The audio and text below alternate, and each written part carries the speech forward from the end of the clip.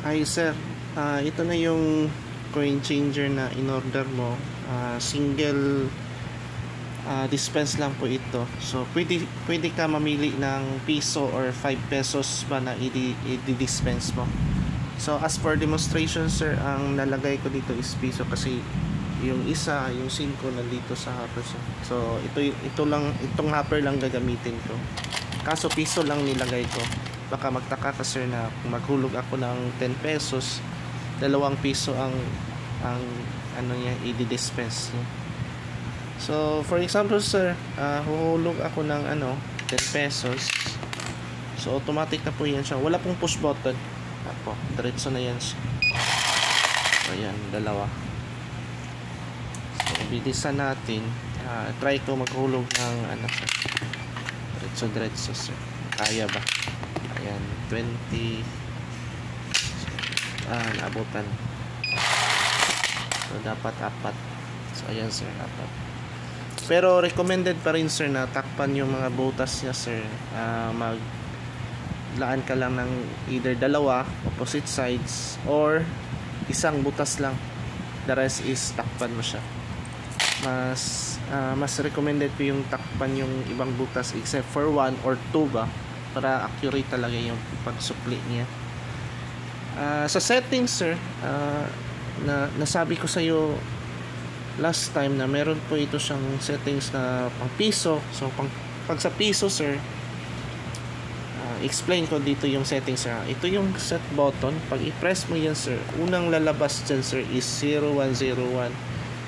Ito yung first sequence to siya. Dito yung 3rd and 4th digit sir, ito yung sa settings ng changer. 01 is changer, 02 is for counter or counting, 03 is for sorting. Tapos pag i-press mo ulit yung settings sir, ito yung increment. Sa counter to, coin counter to siya magagamit sir, either by 5, by piso ba, or by 10. Kita ko ulit sa balik tayo, napindot ko. So push button, may push button ito dito sir, pins. So yan, naka-increment by 5, by 10, by 20, 50, 1, 5. So ganyan po siya.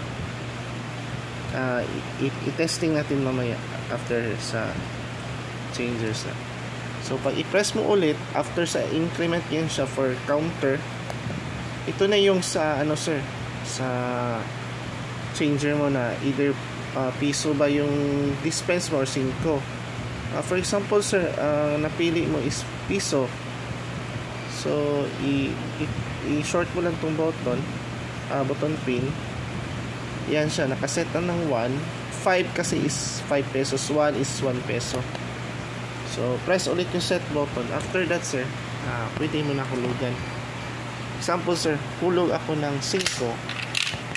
So 5 pesos po yung 5 piraso na tig-piso ang i-set. Kasi nakaset siya sa piso dispense. Ayan po. So ganun lang po yung adjustment. Sa coin counter naman sir, so i-set natin siya sa 02. So sa 01, 01 to 02. So ayan sir, 01. Push button pin pa rin sir. Ito, 3 kasi itong buttons ni button pins. So i-set ko sa 2. Tapos press ulit yung set button.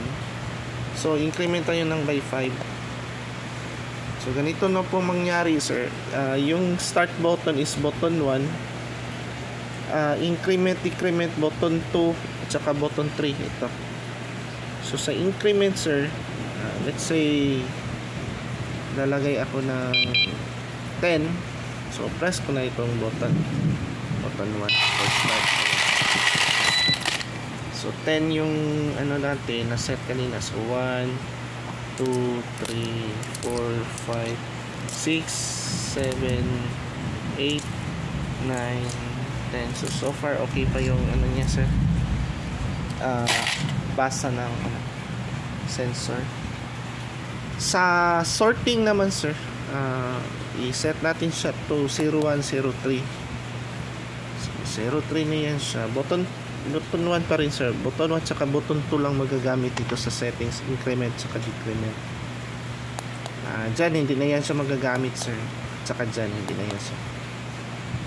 So kunwari ang nilagay ko dito sir is 25 pieces at automatic piso. So press ko lang yung start button.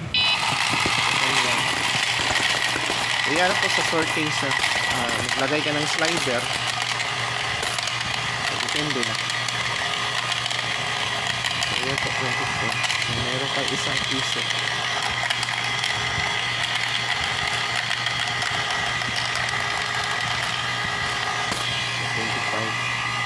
Pause ito button 2, resume yung button 1, ang stop is button 3. Pero since changer yung gusto mo dito sir, so press mo lang to siya, tapos 01, iset natin sa 01. Yan, changer na yan siya. Tapos if 5 peso dispense, yan hindi siya magagamit kasi for ano yan, for counter. So iset natin yan ng 5. Balik sa kanyan 5. So yan siya, point changer na po yan siya. So yun lang sir.